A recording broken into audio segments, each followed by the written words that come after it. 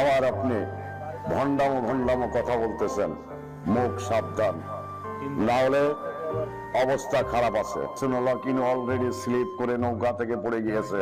কাল বালককে যেভাবে বাগে খেয়েছে সেইভাবে মিরপুর থানামার জনগণ আপনাকে খেয়ে ফেলবে ইনশাল্লাহ। আপনার মতো আমি দেখেছি কতবার আমাকে গুলি করেছে, বোম মারেছে, মরেছি নাকি। আসসালামু আলাইকুম দর্শক, আশা করছি সবাই ভালো আছেন। আওয়ামী লীগের নিজ দলের কামড়াকামড়িতেই মরছে একজন আরেকজনকে, একে অপরকে হুমকি ধামকি, হত্যার হুমকি, এভাবেই একজন আরেকজনের কামড়াকামড়িতে শেষ হয়ে যাচ্ছে দলটি। অন্যদিকে কোনো প্রার্থী তো বলছেই, একেবারে নিজ মুখে বলছেন যে তারা নাকি ভারতের প্রার্থী, অর্থাৎ নির্বাচন যে পুরোপুরি ভারতের আন্ডারে চলে গেছে সেটাই বুঝতে চাইছে তারা। কতটা নির্লজ্জ দেশদ্রোহী হলে এভাবে কথা বলতে পারে। তো চলুন বন্ধুরা, শাহেদ আলমের কিছু কথা এ বিষয়ে শুনে আসি। স্বতন্ত্র হিসেবে জনাব মান্নান আছেন। মান্নানও সম্ভবত আওয়ামী লীগের এমপি ছিলেন এক সময়। মন্ত্রীকে ভোট দেওয়ার ব্যাপারে আর একটা কথা শুনি, আমি এমপি হই না হই তোমার মেহেরপুরের বাসা আমি উঠিয়ে দেব, আর তুমি যদি সাবধান হয়ে যাও তাহলে আমার স্নেহ দৃষ্টি তোমার উপরে থাকবে। এটুকু আমি তোমাকে বললাম, তুমি পারলে তোমার মন্ত্রীকে বলো আমি শেখ হাসিনার প্রার্থী, যেটা জরুরি কথা। আমি ভারতের প্রার্থী, এটি তোমাকে মনে রাখতে হবে। আমি এখানে হারার জন্য আসিনি। আমি শেখ হাসিনার প্রার্থী এবং আমি ভারতের প্রার্থী, তাই উনি হারার জন্য আসেন নাই। সাবধান হয়ে যাও তুমি, আমি আর তোমার কথা শুনবো না। আমি যে রিপোর্ট পেয়েছি এটা বলি। এবং শেখ হাসিনা প্রার্থী হওয়ার চাইতে ভারতের প্রার্থী হওয়া অনেক বড়, সেটাই ইনফ্যাক্ট উনি সেই স্বাস্থ্য কর্মকর্তাকে জানান দিয়েছেন। আমাদের তো এটুকু বুঝতে কোনো সমস্যার কিছু নাই, নিশ্চয়ই আমরা খুব ক্লিয়ারলি এটুকু বুঝি।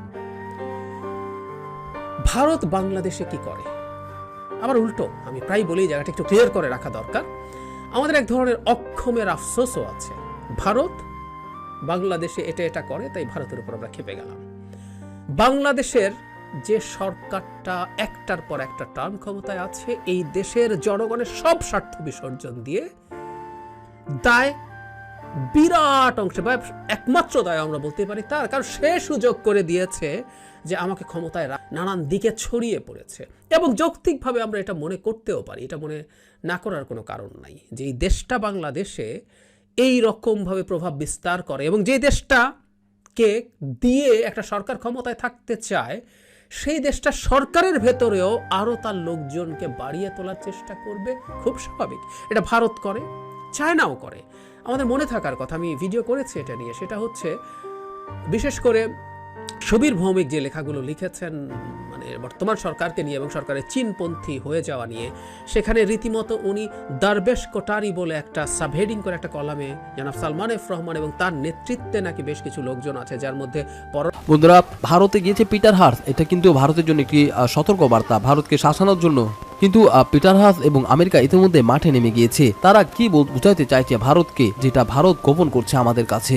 ভারতকে আগে অনেকবার সাবধান করে দিয়েছিল আমেরিকা, যাতে বাংলাদেশের নির্বাচনে নাক না গলায়। অন্যদিকে ভারত কিন্তু তাদের এক গুপ্তচরের মাধ্যমে একজন বিদেশি নাগরিক অর্থাৎ ইউরোপিয়ান নাগরিককে হত্যা করেছে, যে কারণে ভারতের সাথে কানাডার সম্পর্ক অনেক খারাপ হয়ে গিয়েছে। তো চলুন বন্ধুরা, এ বিষয়ে বিস্তারিত জেনে আসি, এবং অবশ্যই মূল খবর জানতে ভিডিওটি শেষ পর্যন্ত দেখতে থাকুন।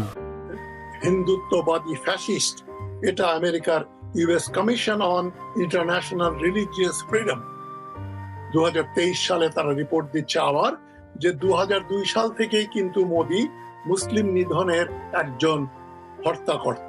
তার নির্দেশেই গুজরাটে 2000-এর বেশি মুসলমানকে হত্যা করা হয়েছিল। ব্যাপারগুলো আবার সামনে চলে আসছে। তারপরে তার মানে মোদির প্রভাব আমেরিকাতে ক্রমান্বয়ে আরো কমছে, কমার থেকে আরো কমে যাচ্ছে।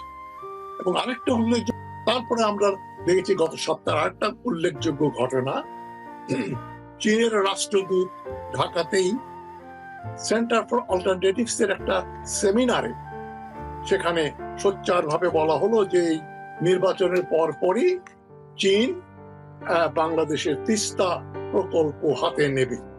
এবং ডক্টর ইমতিয়াজ আহমদ, এই সেন্টার ফর অল্টারনেটিভস এর ডাইরেক্টর, প্রধান, তার সভাপতিত্বে সভাটা ঘটলো। এবং ব্যাপারটা যে ভারত এবং আমেরিকাকে উদ্বিগ্ন করে তুলবে, এটা হাসিনা সরকার, তিনি ভারতে গেলেন, বিভিন্ন পত্রিকা বিভিন্ন খবর দিচ্ছে। যুগান্তরে দেখলাম বলছে তিনি মুম্বাইতে যাচ্ছেন, আরেক পত্রিকা বলছে দিল্লিতে যাচ্ছেন। একজন অ্যানালিস্ট, ইউটিউব অ্যানালিস্ট বললেন যে তিনি মুম্বাইতে যাচ্ছেন এবং এটা যাচ্ছেন ঠিক বাংলাদেশের যে পররাষ্ট্র মন্ত্রণালয়ের যে সচিব মোমেন, তার সঙ্গে দেখা করার পরদিনই ভারতে যাচ্ছেন। এবং এক পর্যালোচক বললেন যে তিনি মুম্বাই। দর্শক, সরকার নাকি ভেতরে ভেতরে প্রস্থান খুঁজছে, এটাই বলল রিজভী। ভোট বর্জন ও অসহযোগ আন্দোলনের পক্ষে বিক্ষোভ মিছিল ও পিকেটিং করেছে বিএনপি সহ সমমনা দলগুলো। এদিকে রাজধানীর এভারকেয়ার হাসপাতালে চিকিৎসাধীন দলের চেয়ারপারসন খালেদা জিয়ার কেবিনে অজ্ঞাত এক যুবক প্রবেশের চেষ্টার ঘটনায় উদ্বেগ জানিয়েছে বিএনপি। রিজভী বলেন, হাসপাতালে চিকিৎসাধীন বিএনপি চেয়ারপারসন ও 3 বারের সাবেক প্রধানমন্ত্রী বেগম খালেদা জিয়ার কেবিনে অপরিচিত ও সন্দেহভাজন যুবকের প্রবেশের চেষ্টা গভীর উদ্বেগজনক। দীর্ঘদিন গুরুতর অসুস্থ দেশনেত্রী হাসপাতালের মতো নিরাপদ জায়গায় থাকলেও তার নিরাপত্তা কেন এত দুর্বল করে রাখা হয়েছে সেটি জেনে দেশবাসী বিস্মিত। বিকেলে সংবাদ সম্মেলনে রিজভী বলেছেন, চলমান আন্দোলনে টালমাটাল গোটা দেশ। ভোট নাটক বর্জনের ডাকে সকল ভোটার ঐক্যবদ্ধ। গণধিকৃত এই নিশিরাতের ভোট ডাকাত সরকার ভেতরে ভেতরে একদিক খুঁজছে। তারা স্বয়নীয় জাগরণে তারেক রহমানের ভয়ে অস্থির হয়ে প্রহর গুনছে, ভয়ে আতঙ্কে বিলাপ বকছে, খিস্তিখেওর আর আর্তনাদ করছে। তিনি বলেন, দেশে আগামী 7 জানুয়ারি যে নির্বাচনের নাটক মঞ্চায়ন হতে যাচ্ছে সেটা কখনোই নির্বাচন নয়। নির্বাচনের যে সংজ্ঞা তার মধ্যে এটা পড়ে না। 300 আসনই নৌকার প্রার্থী, 300 আসনই শেখ হাসিনার ইচ্ছাধীন। আওয়ামী লীগ নির্বাচন নিয়ে নাটক ও অভিনব তামাশা করছে। দামি প্রার্থী, স্বতন্ত্র প্রার্থী ও বিদ্রোহী এবং নৌকার প্রার্থীতে একাকার। ইতিমধ্যে ফলাফল তৈরি হয়ে আছে। 7 জানুয়ারির শুধু ঘোষণা করা হবে। রিজভী বলেন, বিশ্বের নজিরবিহীন নির্লজ্জ কায়দায় মামুদের নিয়ে প্রকাশ্যে নিজেদের মধ্যে সিট ভাগাভাগি করে এখন ভোট খেলায় মেতে উঠেছে সরকার। 174 আসন প্রায় বিনা প্রতিদ্বন্দ্বিতায় পাশ হলেও ভোট নাটকের জন্য ধরে রাখা হয়েছে। ক্ষমতা থাকার এতই কসরত। এদিকে বন্ধুরা, সারা দেশে আওয়ামী লীগ গুন্ডা জানোয়ারদের নৃশংস হত্যাকাণ্ড চলছে। এরই মধ্যে চট্টগ্রামের সীতাকুণ্ডে যুবদল নেতাকে না পেয়ে তার গ্রাম সর্দার বড় ভাইকে কুপিয়ে ও গুলি করে হত্যা করেছে দুর্বৃত্তরা। রোববার সন্ধ্যায় সীতাকুণ্ডের লালানগরে এই ঘটনা ঘটেছে। স্থানীয় যুবলীগ নেতা তহিদের নেতৃত্বের প্রকাশ্যে এই ঘটনা ঘটেছে বলে প্রাথমিকভাবে অভিযোগ পাওয়া গেছে। নিহত দুর্বৃত্তরা নুরুল মুস্তাফা বদলের একটি কবজি পুরো কেটে ফেলেছে। এরপর মাথায় এলোপাতাড়ো কুপিয়ে ও গুলি করে হত্যা করেছে। তার মাথায় একাধিক কোপ ও শরীরে গুলির চিহ্ন পাওয়া গেছে। নিহত নুরুল মুস্তাফা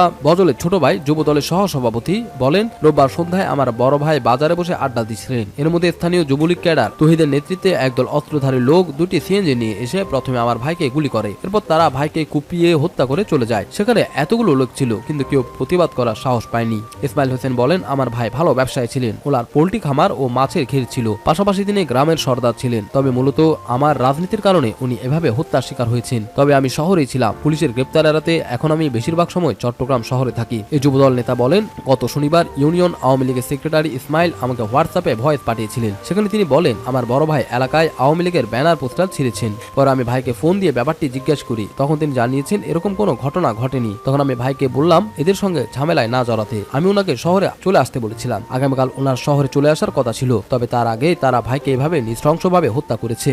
জানা যায়, পেশায় পোল্ট্রি ব্যবসায়ী নুরুল মুস্তাফা বজলের 3 কন্যা এবং 1 পুত্র সন্তানের জনক। তিনি নিজেও স্থানীয় বিএনপির রাজনীতির সঙ্গে জড়িত।